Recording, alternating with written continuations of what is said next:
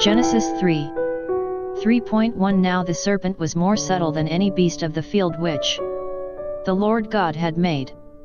And he said unto the woman, Yet hath God said, Ye shall not eat of every tree of the garden? 3.2 And the woman said unto the serpent, We may eat of the fruit of the trees of the garden.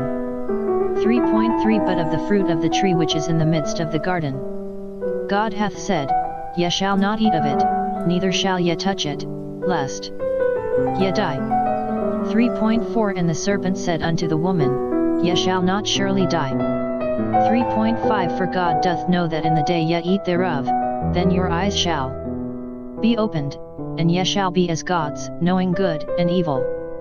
3.6 And when the woman saw that the tree was good for food, and that it was pleasant to the eyes, and a tree to be desired to make one wise, she took of the fruit thereof, and did eat, and gave also unto her husband with her, and he did eat. 3.7 And the eyes of them both were opened, and they knew that they were naked, and they sewed fig leaves together, and made themselves aprons.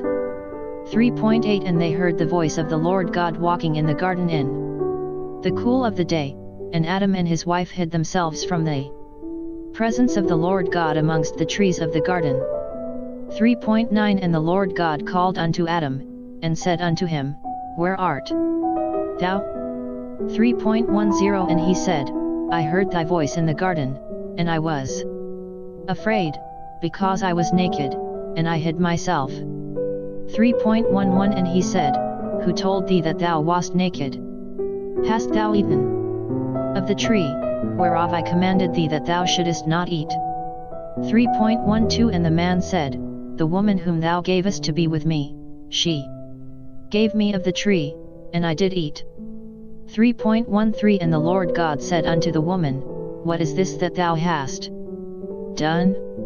And the woman said, The serpent beguiled me, and I did eat. 3.14 And the Lord God said unto the serpent, Because thou hast done this, thou art cursed above all cattle, and above every beast of the field.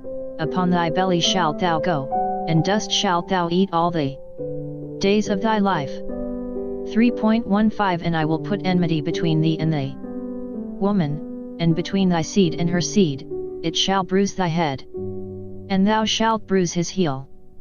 3.16 Unto the woman he said, I will greatly multiply thy sorrow and thy conception, in sorrow thou shalt bring forth children, and thy desire shall be to thy husband, and he shall rule over thee.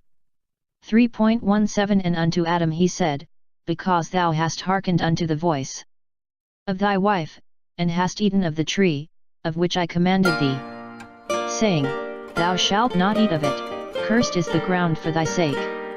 In sorrow shalt thou eat of it all the days of thy life. 3.18 Thorns also and thistles shall it bring forth to thee, and thou shalt eat the herb of the field.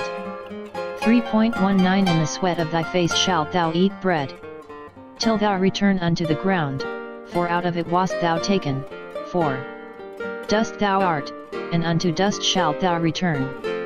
3.20 And Adam called his wife's name Eve, because she was the mother of all living. 3.21 Unto Adam also and to his wife did the Lord God make coats of skins, and clothed them. 3.22 And the Lord God said, Behold, the man is become as one of us, to know good and evil, and now, lest he put forth his hand, and take also of the tree of life, and eat, and live forever. 3.23 Therefore the Lord God sent him forth from the Garden of Eden, to till the ground, from whence he was taken. 3.24 So he drove out the man, and he placed at the east of the Garden of Eden cherubims, and a flaming sword which turned every way, to keep the way of the tree of life.